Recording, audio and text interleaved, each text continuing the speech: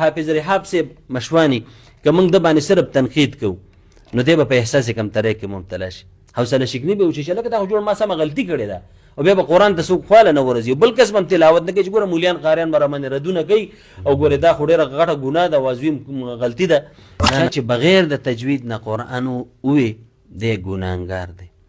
او دغه نیوکه یې کوله چې یاره د دغه ماشوم په تجوید کې هم فرق دی او د اندازې بیه چې کومه ده نو هغه ډیره مختلف ته یعنی د ګانې په شکل باندې ده. نو د ماشوم په دې طرز کې فرق شته. دویمه خبره دا ده چې په دې کې څه غلطۍ شته که نشته دې تلاوت کې.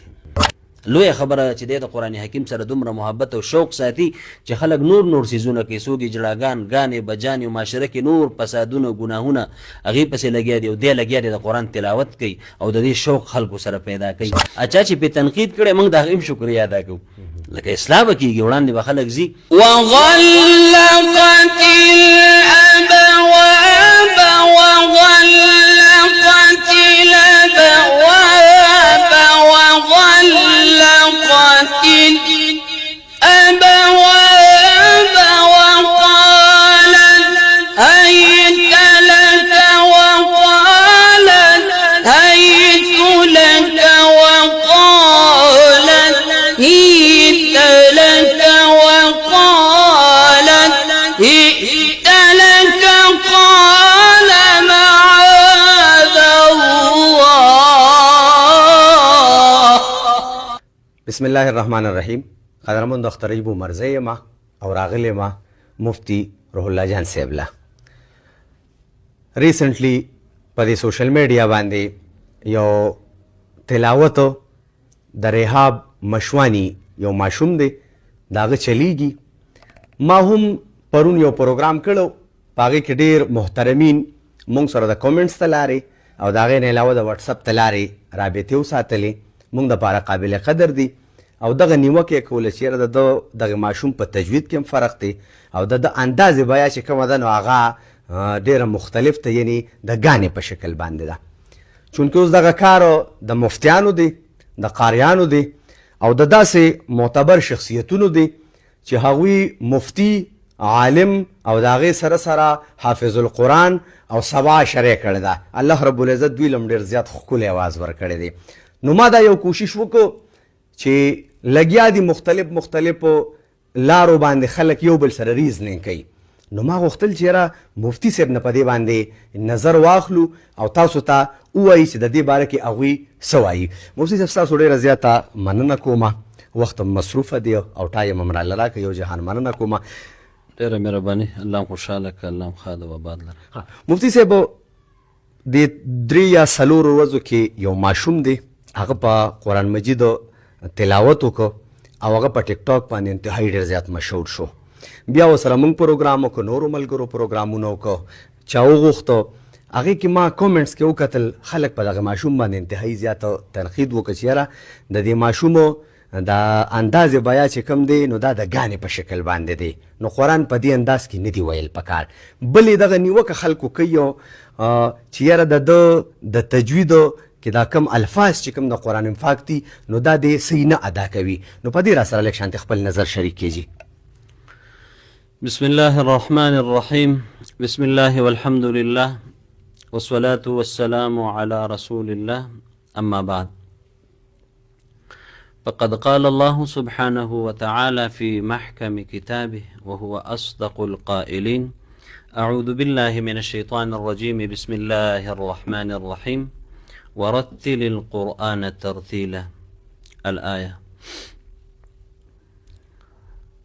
اختر ایوب صاحب د هر څه نه مخکې خو زه ستاسو ډېره شکریه ادا کوم چې دغه د فتنې او د فساد د شر په زمانه کې د فتنو په دور کې تاسو الحمدلله په داسې ایشو باندې په داسې اهم د قرآن حکیم په تلاوت باندې د یو حافظ قرآن سره د حوصله افزایۍ متعلق انټرویو کړ او بیا دلته رالی او دغرنګې نور علماء کرام قرای کرام بلکې تمام مسلمانان د قرآن حکیم سره یو عقیدت یو محبت یو مینه دا لري او زمونږ ټولو په ایمان دی دا د الله تعالی عظیم کلام دی.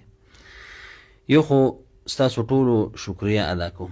دویمه خبره دا ده چې د کم ماشوم حافظ رحاب صاحب چې کم تلاوت کړی مشوانی، زه هغه له ډېره حوصله ورکوم، هسې نه چې هغه حوصله شکني وشي، احساس کمترۍ کې مبتلا نه شي.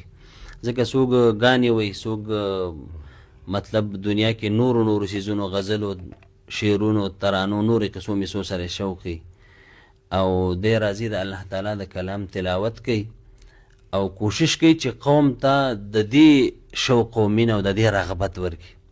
هر ځای کې چې هغه تلاوت کړی، خدای دې کړي چې هغه په سټوډیو کې کړی او که کور کې کړی دی او که هر ځای کې کړی، خو د هغه دغه شوق زه ستایم او هغې له حوصله ورکوم، هغه اپریشیټ کوم چې یاره ماشاءالله زمونږ د معاشرې دا کشران دي الله ټول داسې راولي چې د قرآن حکیم د تلاوت د هغې هغه خوند او مزه. ګوره د مصر قرا دلته راغواړو، د اندونیشیا راغواړو، د افریقې راغواړو، د ایران راغواړو، د هر ځای قرا دلته دې دپاره راغواړو چې زمونږ په معاشره کې خلکو سره د قرآن حکیم د تلاوت شوق او محبت د دې زړه کې او د دوی د قرآن حکیم تلاوت ادا تلفظ دا صحیح شي.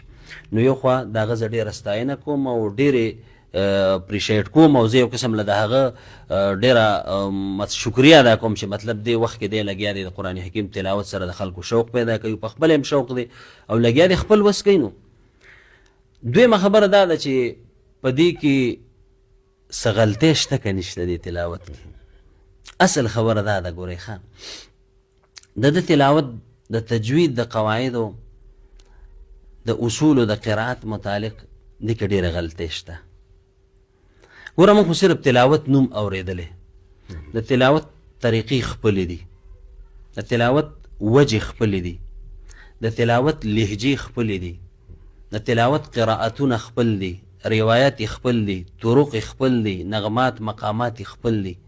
موږ خو خلک وي تلاوت مې وکړه، نور په دې نه پوهېږي چې دا تلاوت کومه طریقه ده، دا پکې ما کومه وجه وکړه، دا مې په کومه لهجه تلاوت وکړه، او دا مې کم قرائت وي، کم روایت مې وي، کم طرق مې وي، دا دې خلکو ته پته نه لګي.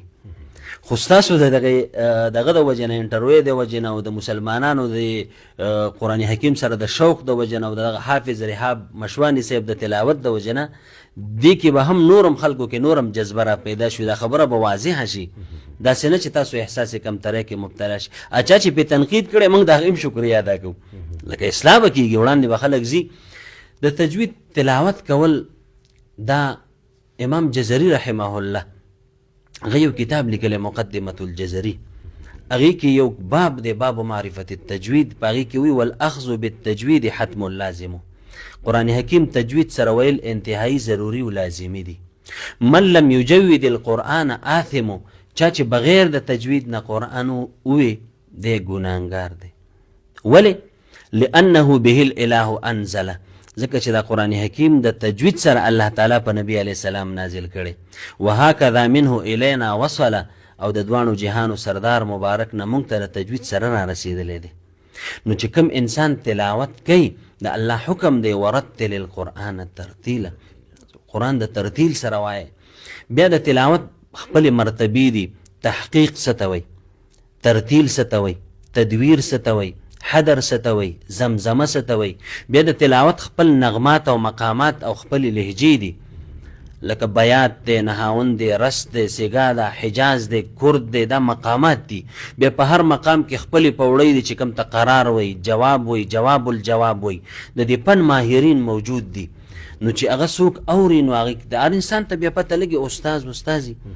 نو د ماشوم په دې طرز کې فرق شته، او څه اواز خو ده په دې سټوډیو په دې دغه باندې دغه کړی دی.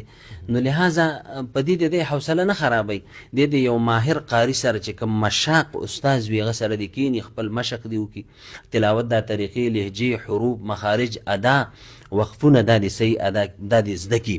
دې اوسه پورې وصل او وقف باندې نه پوهېږي چې وقف خلک څنګه کوي، وصل څنګه کوي.